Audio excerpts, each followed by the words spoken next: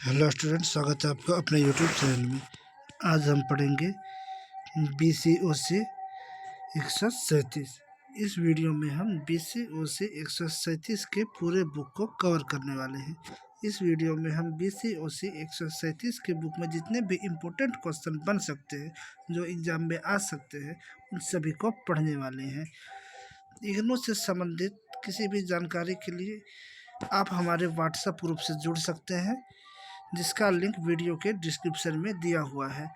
और आप हमसे यूट्यूब के माध्यम से इग्नू का सभी प्रकार का क्लास, सभी प्रकार की जानकारी प्राप्त कर सकते हैं।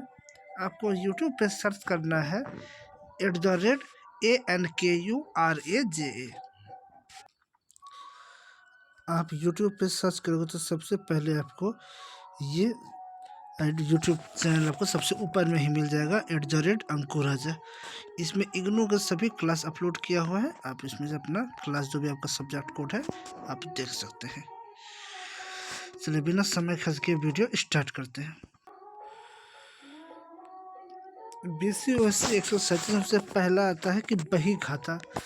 बही खाता क्या है? देखिए, बही खाता या पुस्तक पालन या बुक कीपिंग एक ऐसी पद्धति है जिसमें किसी कंपनी, गैर लाभकारी संगठन या किसी व्यक्ति के वित्तीय लेन देन के सैकड़ों दिन या हजारों दिन के आंकड़ों का प्रतिदिन के आधार पर भंडारण, रिकॉर्डिंग और पुनर्प्राप्त करना, विश्लेषण और व्याख्या करने की प्रक्रिया शामिल होती है। इस प्रक्रिया में बिक्री, प्राप्तियां, लेन देन में खरीद और किसी व्यक्ति, निगम, संगठन द्वारा भुगतान आदि सम्मिलित किए जाते हैं। बुक कीपिंग एक बुक कीपर द्वारा किया जाता है, जो व्यवसाय के प्रतिदिन के वित्तीय लेन देन को रिकॉर्ड करता है।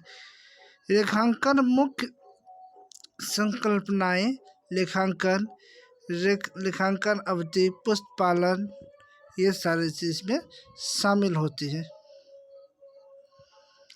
लेखांकन का क्षेत्र लागत, वित्तीय, न्यायालयिक, फंड प्रबंधन, वित्तीय संस्करण, statement of financial provision, statement and cash flow, ये सारी चीज इसमें शामिल होती है।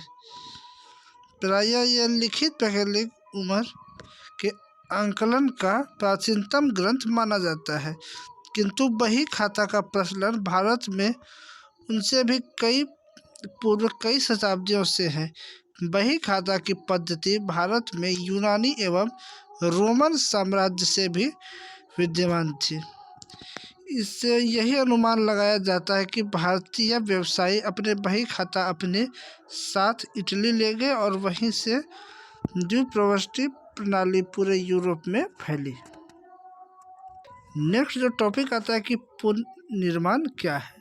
देखिए, पुनर्निर्माण हम लोग बहुत जगह सुनते हैं। इसका सिंपल सा अर्थ होता है कि पुनर्निर्माण कंपनी के पुनर्गठन की एक प्रक्रिया है। इसमें कानूनी, परिचालन, स्वामित्व और अन्य संरचनाओं के संबंध में परिसंपत्तियों का पुनर्कलन और देनदारियों को आश्वस्त करके यह कंपनी या कई कंपनियों का व्यवसाय को एक नई कंपनी में स्थानांतरित करने को संदर्भित करता है। इसीलिए इसका मतलब एक पुरानी कंपनी परिसमाप्त में डाल दी जाएगी और शेयर धारक कई कंपनियों में समकक्ष मूल्यों के शेयर लेने के लिए सहमत होंगे। पुनर्निर्माण की आवश्यकता होती है जब कई वर्षों से नुकसान उठ रही है और खाते का विवरण व्यवसाय में सही और निष्पक्ष स्थिति को प्रतिबंधित नहीं करता है, क्योंकि वास्तविक मूल्य का तुलना में उच्च निवल मूल्य दर्शाया गया है। नेक्स्ट टॉपिक आता है काल्पनिक मूल्य और व्यापारिक मूल्य। देखिए, व्यापार की दुनिया वास्तव में अद्वितीय है, मतलब ये दूसरा नहीं, एक ही तो है। यह आपको एक कोष बनाने और अपने व्यक्तिगत और वित्तीय लक्ष्यों को पूरा करने के लिए सक्षम बनाता है, लेकिन इस कोष को बनाने में सक्षम होने के लिए आपको इस अनूठी दुनिया को पूरी तरह से समझने की आवश्यकता है। इस प्रकार अपने निवेश से वास्तव में लाभ के लिए आपको निवेश करने में विभिन्न शब्दकोश, तकनीकी शर्तों और शेयर बाजार की विशिष्ट शब्दावली को एक खुद को परिचित करने की आवश्यकता है। शब्दकोश मतलब डिक्शनरी। जब शेयर व्यापार की बात हो तो काल्पनिक मूल्य और बाजार मूल्य सबसे अधिक भ्रमित शब्दों में से दो है। दोनों सुन के एक ही जैसा लगता है। तो देखिए, काल्पनिक मूल्य और बाजार मूल्य के बीच अंतर इस प्रकार है। देखिए, पता लगाने के लिए कि काल्पनिक मूल्य बनाम बाजार मूल्य की तुलना करने से सबसे अच्छा तरीका है दोनों के शर्तों का विशिष्ट परिभाषाओं को समझ लेना। चलिए उसको हम लोग समझ लेते हैं। काल्पनिक मूल्य पूरी तरह से एक संपत्ति का मूल्य का वर्णन करता है।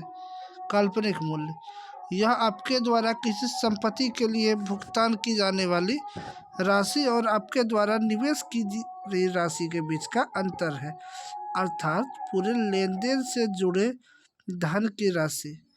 काल्पनिक मूल्य केवल संपत्ति का मूल्य है जो इसकी वर्तमान कीमत में छिपा होता है। इसकी गणना अनुबंध में इकाइयों को गणना करके इसकी वर्तमान कीमत से की जाती है।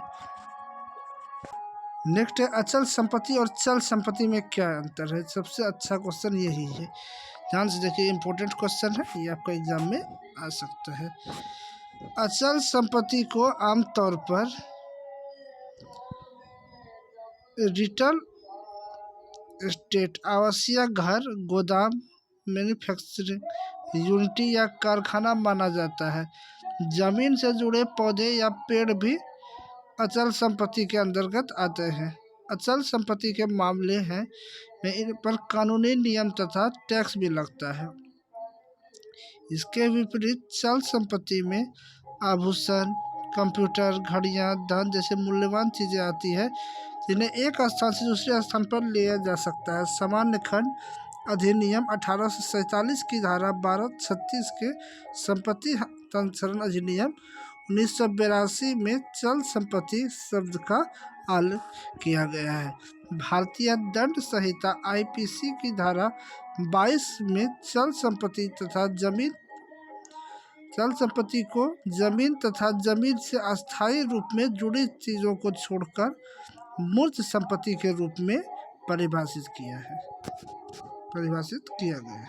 नेक्स्ट टॉपिक है व्यापारिक बैंक। व्यापारिक बैंक उन बैंकों को कहा जाता है जिनका कार्य जनता के पैसों को सुरक्षित जमा और ज़रूरतमंदों को उनकी आवश्यकता विभिन्न प्रकार के लोन प्रदान करवाना होता है। व्यापारिक बैंक लोगों के रुपये को जमा के रूप में स्वीकार करती है और ज़रूरत पड़ने पर उन्हें ऋण के रूप में उधार देती है।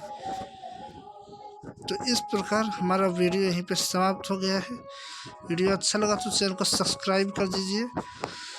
वीडियो देखने के लिए धन्यवाद। जय हिंद।